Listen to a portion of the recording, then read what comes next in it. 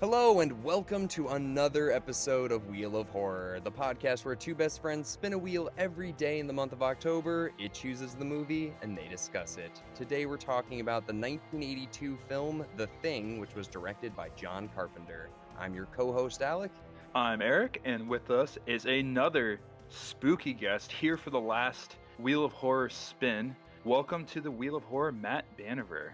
Yes, sir. Thank you both for having me on. Long-time listener, first time calling in. I was hoping someone would say that eventually. Big fan of the show. Big fan of the show. Yeah.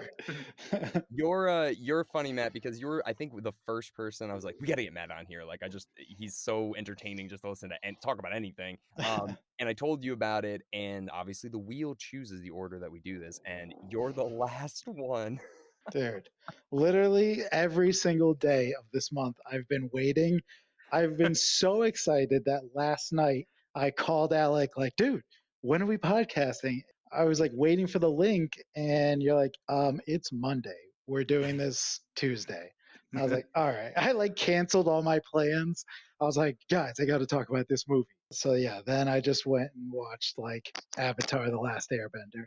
There you go. Yeah, it was so funny. You could call him like, it's tomorrow, man. You're like, you spelled Monday wrong then. Yeah. Yeah, I just tried to look cool. Alex like telling me every day, dude, we got to spin the thing soon. Matt's texting me like every day about it. I'm like, whoa, dude, it's up to the wheel. And the wheel's like, you know what, Matt? You're going to have to wait till the last day. Literally. So sad. So, Matt, we've known you since we were, I don't know, probably like 13-ish, right around there. Yeah, probably that long. And you've always been, huge horror guy. I mean, I've watched so many horror movies with you at the beach, just like on spooky nights or whatever. And your house is one of the scariest places I've ever been in my life. Yeah. But what made you like this movie? What like kind of drew you to The Thing? You know what's funny is I actually I went into my brother's room, and I don't know, maybe like 17 or 18, and he had his own like private DVD collection, and I wandered in there, and I'm looking through, and I'm like just looking for some random. He had like a Jerry Seinfeld stand up. He had like Just Friends. He had like all of this random stuff. Yeah, exactly. And then I found The Thing, and I was like, all right, well, this looks like an awesome movie. I'll watch alone in a massive house in Connecticut, all scared. This cover has nothing to do with the movie. I'll watch Literally it. nothing. Speaking of, the guy who made the cover never even saw the movie. He literally made it and submitted it. And yeah, so that's why it has nothing to do with this. There's like bright lights coming out of its eyes. Didn't see a bright light this whole movie. Nothing.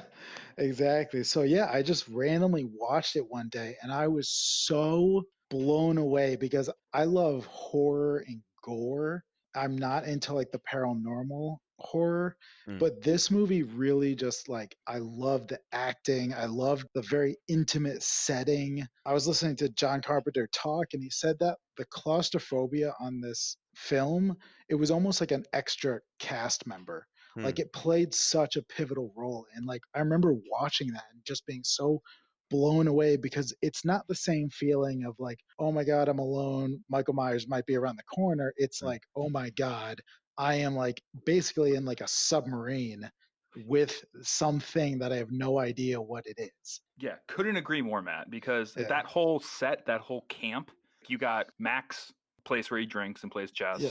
You know where that is. You know where they'd lock up Blair in the tool shed. It shows you every corner of that camp. And it's kind of like, it's like, this is where we are. This is our set. This is it. Yeah. It's really cool to put it that way. Yeah. I've probably seen this movie, no joke, 50 times. Whoa. Wow. Yeah. No, it's I don't even think John Carpenter's seen this 50 times. Yeah. This is actually John Carpenter's personal favorite movie that he's ever done. Really? I've heard he said that he loved working on this movie. He was heartbroken about how bad it did in the box office and how critics ripped it apart. It just tanked. So I've watched it enough where I can pretty much like, I just know what they're always talking about. So when I got the call to do this, I actually did something I've always wanted to do, and I watched it with the commentary on. Ooh. And it was awesome. It was John Carpenter and Kurt Russell, and it sounds like they recorded it like last week. They were like, oh my God, I haven't seen this in like 10 years, 20 years. It was so cool to listen to them like reminisce Just about splitting a bottle of J&B scotch between them. yeah, It's literally. Kurt Russell sounded mad old and just raggedy. But there was one aspect of the movie that I didn't get anytime that I had watched it, but they were talking about how when you meet the cast, everybody's been stuck there for so long. Everybody knows every single thing about each other. Every time somebody does like a bowel movement, every time somebody does anything, you know, because you're stuck with these people. And that just added to the, oh my God, who is it? Who is the thing? Like when he worded it like that, I was just like, oh my God, that's it. That's like what makes this so terrifying. It adds a whole nother layer too to that scene where they're trying to decide who's going to be in charge. Yeah. Because it's like, what have we not seen that these people have been through? And it's just like, I'm not letting that motherfucker. Remember when he stole all that shit? Like, we don't know any of this stuff because they're really talking with their eyes in that scene. They're just looking at each other, and it's just more even keeled. And he takes the knife away from him, and there was one part where John and Kurt were kind of talking about how they toyed. Originally, the movie was going to open differently and give like long intros to every cast member and like a little bit more backstory. But they decided no, they'll cut it. They'll just do like a little quick recap. But Kurt Russell and McGrady's character, he actually is like ex-Vietnam, you know, helicopter pilot, like PTSD. Like there was this whole like psychological layer that they kind of like allude to, but in some of the deleted scenes, they were like, yeah, we really drill it home that this guy basically like he's really seen some shit already. yeah, he's seen some shit and he wants nothing to do with leadership. So him taking on like the I'm just gonna get us through this. I don't want to lead you guys. I just want to survive. Like that was gonna play a bigger role, but he says that leaving it out actually made it come across so much stronger. The fact that he's so reluctant to like assume the role. I just like the idea of the end of it where it's just like, we're not going to live through this night. And this thing, I'm not letting someone thaw this thing out in a year when they come to check the place out and the rescue team comes. And the idea of the rescue team is cool. It's like, shit, now we don't have a generator. We got to wait the winter out. The idea is like, no, we're not surviving anymore. We're going to take this thing out so that it doesn't thaw out when they come and then take over the world, right? Well, they show that computer sequence thing if it's like it'll take 72,000 hours for this thing to consume the Earth, and I did some math, and it would take like less than 4 years for that thing to take over the entire planet if it escaped, according to that guy's like 1982 computer program. But does that thing work for coronavirus? Like, geez, let's get that thing going. That thing seemed like it knew what it was talking about. Yeah, it's like the computer was like, hey Blair, like blah blah blah blah blah. It's like, geez, this thing's really specific. Fantastic algorithm. Yeah. You know what's so crazy is that they were talking about this in the commentary that I had never heard before, but I thought that this was probably the most interesting thing that I learned this time watching it around. You know, this movie is based on a short story and it's a remake from 1951 movie. The Thing from Another World or Another Planet. And that movie, John Carpenter like didn't really like he saw it when he was, I think he was like 7 or something like that. It was much more like a monster, like a guy in a suit kind of a thing, but it didn't really have to do with the short story. So John Carpenter wanted to make the short story. So this movie was in production for a long time. When John Carpenter made this movie, it was going out to theaters, but at the same time when this movie was doing its press release in all the newspapers across the world, you know, across America mostly, AIDS was becoming a big thing. And you didn't know how it was transmitted. You didn't know who had it. Everybody around you looked normal, and it was this virus that was killing people, and you didn't know how it was transmitted. And John was kind of saying, like, he was like, I don't know if this played a role in like how poorly received this movie was, but it was very interesting to have such a negative kind of mirror reflection in real time media, unlike communism, invasion of the body snatchers, like how that was a reflection of society. This was like a really dark, twisted, like fuck, like people are dying and we're making this movie kind of along the similar themes. Like it just really like almost left people with like a sour taste in their mouths. Right. And I think this movie debuted the same day as Blade Runner, and Really? E.T. already came out. Yeah, I'm almost Yeah, positive Blade Runner came out the same day as this. same And day, and ET came out the previous week. Oh, yeah, so you're in Poltergeist, so there's a Yeah, little fatigue going on with fans. yeah. But like, what's the reason they're at the facility? Like, what's the reason they're there? they like never really address that. Yeah. And they don't address why there's like Norwegian people like up there. They don't really get into that at all. It's really just supposed to be like these guys they've almost like signed up for this. They're there for um research. They're clearly yeah, scientists. Yeah. But what are they doing? And it's such a diverse like age gap between people and like what's everyone's role. It seems like there's military people and science people and then like young kids Well, smoking weed. Like, yeah. Max seems like the chopper guy, and they should have just dropped the line that he was in Vietnam. That would have Hmm. been just a lot more depth to him. I can't Yeah, believe they never said that. And he also says the line like towards the end where like you got to sleep sometime. He's like, I'm a light sleeper. It's like, yeah. oh, 'cause he's a Vietnam vet. That's why they didn't. Yeah, just add that in at like the first 5 seconds. Right. Like, or like let him wear a patch that says like Vietnam like pilot something. I don't know. What the hell, man. That's my Yeah. thing. Yeah, no, I don't know. Yeah, they don't really get into like why they're all up there, and like clearly like how do you go from being a Vietnam vet to being in Alaska at right. some No, they're research in facility? Antarctica, dude. This is Antarctica, dude. This is way worse. Right, they're in Antarctica. Sorry, they filmed it in Alaska. Right. But They filmed in Alaska. Dude, yeah, what you said earlier, Matt, about the submarine thing, that's so true. Cause like they didn't even know the Norwegian people are there, clearly. So it's yeah, like they are completely isolated in this. So yeah. yeah, you're right. There's no escape no matter what they want. It's so terrifying, and they there was one really cool aspect about well, there are a few like really subtle things that you don't, at least I didn't pick up on when I watched it, but like hearing it out loud, I'm like, oh well, no shit. One, there's not a single woman in this Yeah. entire movie. Yeah. That they got a lot of shit for. Two, there's almost one joke in the whole movie. It's not a fun movie. Like it's very dark. It's cold. It's You Antarctica, know? dude. It Yeah. sucks. Like It it's sucks. really like you know, they wanted to make it this Yeah, this they want it to be really like depressing, like true to the story. You know, and this is before like the 80s slasher movies where they were kind of campy and it was always like a guy in a suit. It was just like this was like, no, this is about the story, this is about the hopelessness, and it added to them being so isolated. Mm. yeah. It's kind of like, do you guys remember that game Mafia? Remember where like you all said no, but seriously, I thought about it when I was watching. I was like, this is like a very intricate game of who done it sort of thing, but you're with your friends and you're all kind of like, I bet blah blah blah did it, but obviously there's Right. blood or whatever and parasitic demons or aliens. But it is kind of like that long-winded, you can't trust anybody. These are your friends that you need for survival, but now everyone's slowly turning on each other. It's brilliant. Yeah. What's the one joke? Is that when he's like, "I've been shot today"? Is that the one joke? No, the one Because I laughed at that. yeah, the one like joke that they wrote in was after the blood test when the one guy is like, Get me you off know, this now couch.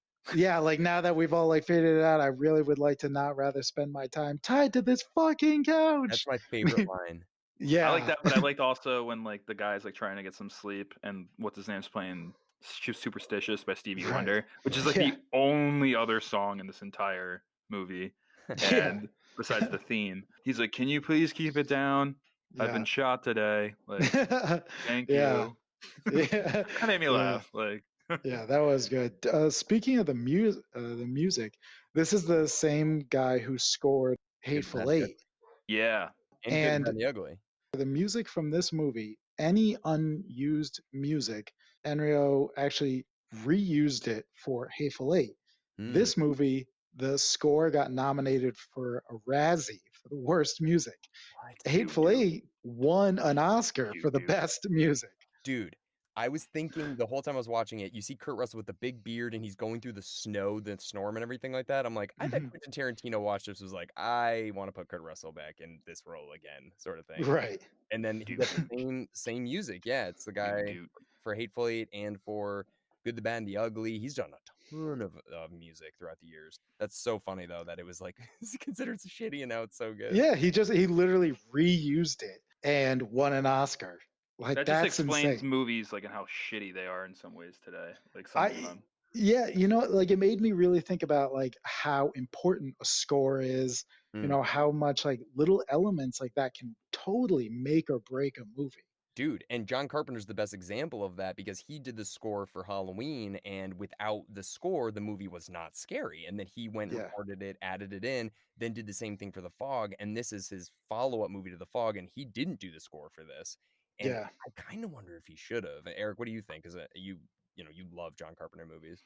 I would like to hear what John Carpenter would come up with for this. I think it'd be a little too piano-y, if I had to guess, like a little too fast. If he did something like more similar to The Fog, but I like the theme to this. I really like the slow bass tones, like do do Yeah. do do. It's just a build and din din din din do do. Yeah, it builds up and it gives like you're looking at somebody like, oh, are you the guy? Are you the guy? It's like very like quick draw. Like Yeah. It's not like a year from now if I said, oh, give me the score to the thing, you probably wouldn't be able to rattle it off. No. But it like when you're watching it, it almost feels like a pulse. Like this thing that's just going on in the background, keeping you like moving forward. Like infesting, Yeah. slowly. Yeah, like that. Dude, that one scene, just like kind of talk about like the scariest parts of the movie, is when the dog is like biting its way through the fence. That's how scared it is. Yeah. There's some scenes, no matter what, that are so hard to watch. And like no matter how many times I'm ready for when the thing changes into like the dog, or like when the guy's stomach opens up and his hands go when in, it's like clear and he goes to put the paddles on. Yeah, like no matter how many times I've seen this movie, I'm always like, oh my God, that is fucking horrifying. Yeah. Dude, when the guy screams when he's outside and he's like, Rah! Yeah. That's great. That's so scary. It with his really like Mr. is. Crab hands. Like Yeah. There was this aspect that John Carpenter like added in that I thought was genius. He said when the dog changed into the thing, you get all this random shit. You get crab legs, you get tentacles, you get all this craziness. He said that that's a testament to how many other worlds this thing has been to. Ooh. And what else it's seen and what else it's become, because it consumes everything that it has seen before. So it's always the summation of everything that it's taken over. That's why there's so many random aspects to it. I like the stringy stuff too. It's like, what is that? Yeah. Like, when like the strings come out of it, it's like very Oh creepy. yeah, that was so gross. Creepy. They had people under the floor just like with whips, like raging it around. Pipe cleaners. Yeah, no, it like it really is. The graphics for this were groundbreaking. They're real. Yeah, like, they're all real. They were totally groundbreaking for the day, and they still hold up now. Like I think so. I mean, I don't want to spend any time on this, but the prequel that came out with Mary Elizabeth Winstead. I wanted to ask you about that. Oh God, I saw it in theaters because I was such a big fan of this one, and it was just like I was so sad purely because they CGI'd the monster. And it ruined everything. It ruined absolutely everything. It's basically about the Norwegians, it's about them, right? Yeah, it's about the prequel. The movie ends with the dog running through the snow. That's cool. And the dog's infected, right? Yeah. And there's one guy chasing it that's still trying to kill it. Yeah. Yep. Huh. That's a cool idea though. Like I bet if they pitched that idea, I'm sure people are like, "Oh, yeah." Right. Yeah. No, the movie, the plot was cool. Like just the graphics. I mean, it's literally like watching 95 Jurassic Park and then the next day watching Jurassic World, and you're like, yeah, like, what happened? Why? Like, why did you need to do this? It's like The Godfather. Like, look what they've done to my boy. They've massacred him. Why? That was me in the theater, all sad. Yeah, I could see you. Like, they massacred my boy. Exactly. Like, it just killed me because I loved the simplicity to this, and the realism of the makeup, I think added to this movie, like wow, oh my God, could you imagine being strapped to this bench when that dude freaks out and turns into that monster? Oh yeah. Like, I would probably lean toward it so it killed me faster. Get this over with. Just do the Venus flytrap thing on my head and just end it. Do you guys have any favorite characters? I would say Keith David was the man. Dude. Childs. Yeah. Dude. Yeah, I was gonna say Childs was pretty cool. Childs is the man. I love Keith David in anything. Yeah, even Community. He's the man. And the Arbiter, and oh my God, dude. Oh, and there's something about Mary. Yeah. Oh, right. Frank and Beans. Oh my God. It's Yeah. like Yeah. taking off a Band-Aid. Yeah.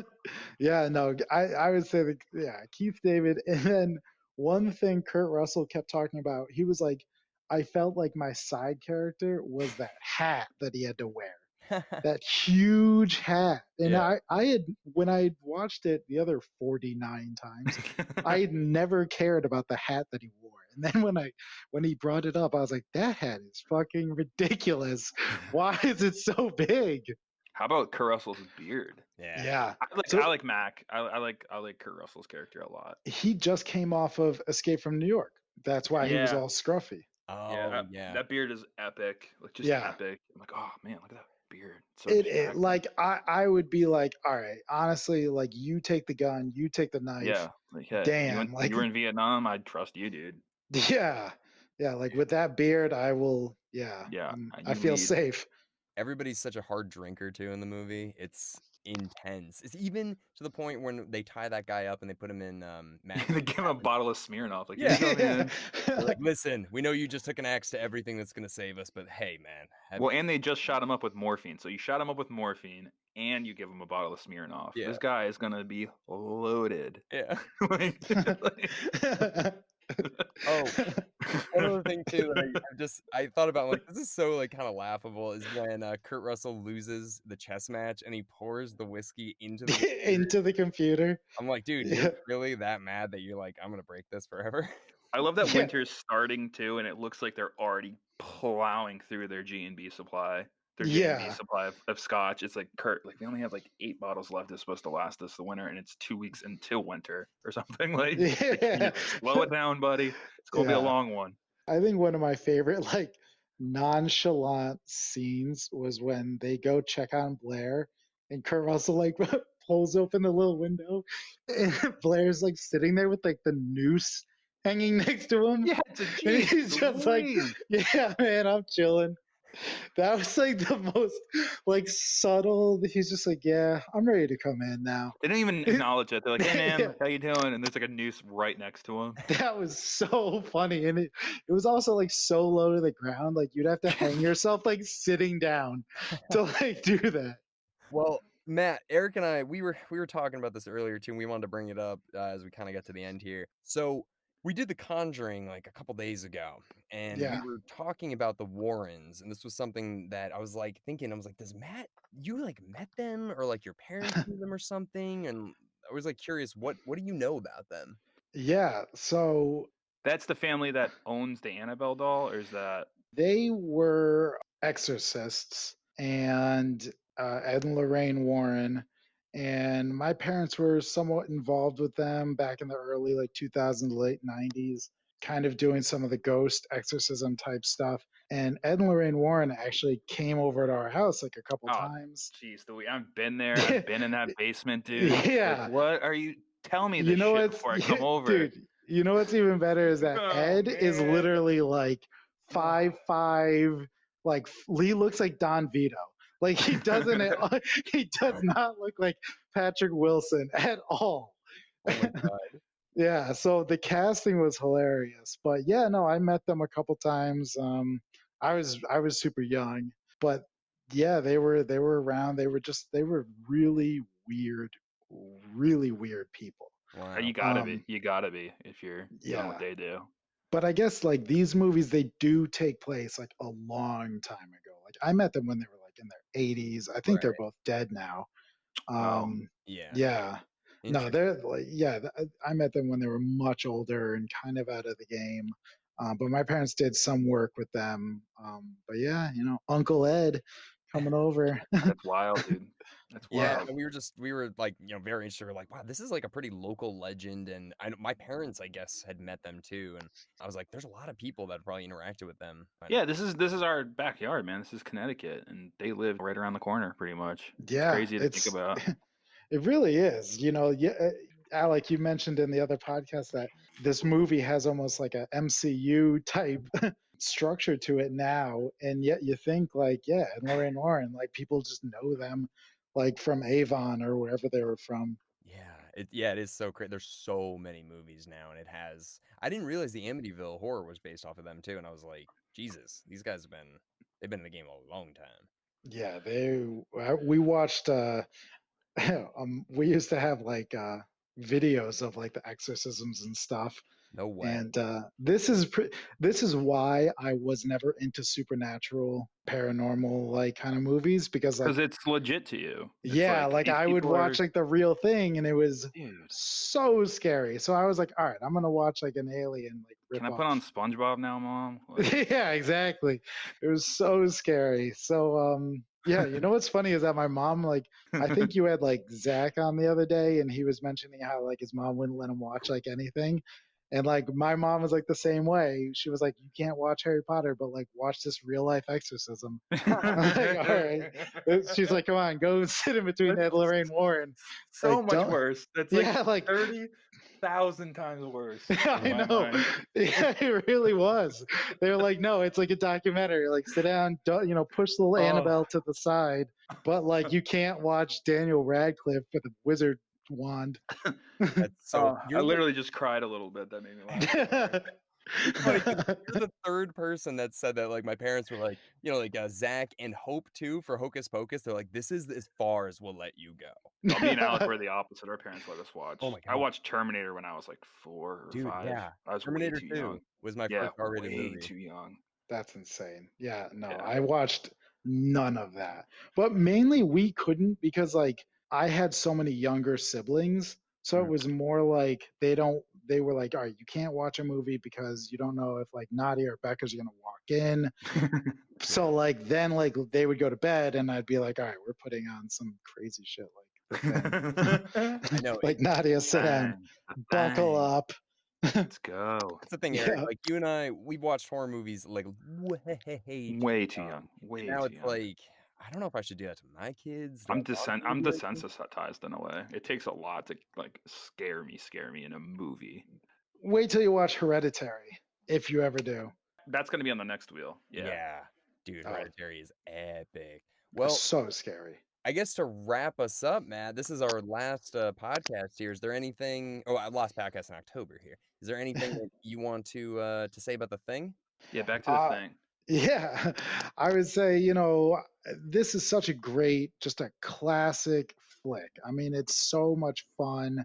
I definitely recommend it for anybody who's like, it really gives you everything. It gives you a couple jump scares. It gives you some gore. It gives you like just a really just scary feeling without being like unreal how scared you are. So just watch it sometime, have fun, show your friends, bring your little sister or brother into the room. It's a good time. Couple last things. Matt, I'm so happy you love this movie because this movie deserves more love in my mind. Yeah. It deserves a lot more praise because it's awesome and the cult following it has is cool. Good to see that still exists. One other thing, like, how would we deal with this if we were in Kurt Russell's position? And one thing I thought of was I'd do trivia around the room. It's like, okay, Childs, who won the World Series in 1982? Yeah. If you didn't know, he's The Thing. Can't they do that? Would The Thing know stuff?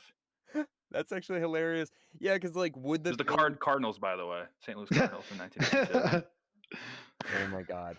It's like, who sings Stevie Wonder's Superstitious? I mean, who sings Superstitious? And he's like, doesn't know. It's like, all right, torch him. Like, yeah. It's like, I don't know who sings that song. It's like, no, torch him. It's just like, I really don't know that song. It's just like, well, then you're the monster. It's like, yeah. Yeah.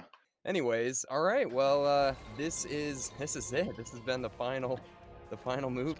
It's been a ride. Yeah, my God, you guys, I can't even imagine what this has been like for your psyches, but this is, I'm glad you guys did this. I'm honored that you had me on. I always enjoy watching this movie, but I'm glad I got to talk about it with you guys. I wish this podcast was like 3 hours long. I'm like Mac lately. It's like I'm a real light sleeper now. Like, yeah, I believe it. Well, in your room, you just got like a noose hanging by the bed. all low angled. Yeah, exactly. We're going to continue doing this once a week from now on, and we're always going to have guests. So 1,000,000% we're going to get you back on here, Matt, because you not just horror. Yeah. You know so much about so many movies. We got to get you in on this. And we're going to do a recap episode coming out soon. We don't know if we're going to do it like first week in November 1st. We're going to see. We're going to try to record that sometime soon. Nice. You guys ever need me, you know I'm here. Thank you very much. Awesome that you guys put this together. Thanks, Matt. So much, dude. And happy Halloween, everybody. Happy Halloween.